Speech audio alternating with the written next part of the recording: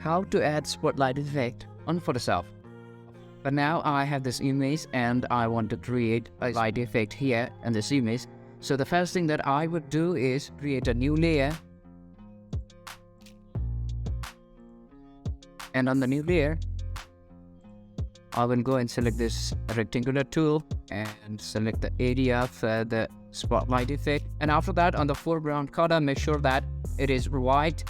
And after that, press V, click Control D.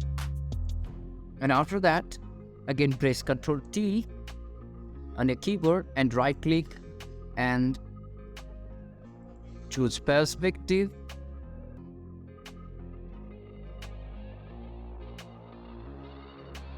And after that, go to layers again and click on overlay.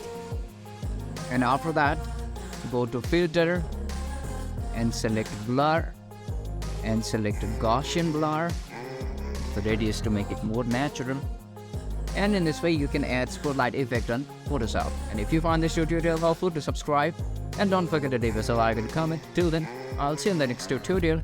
Thank you.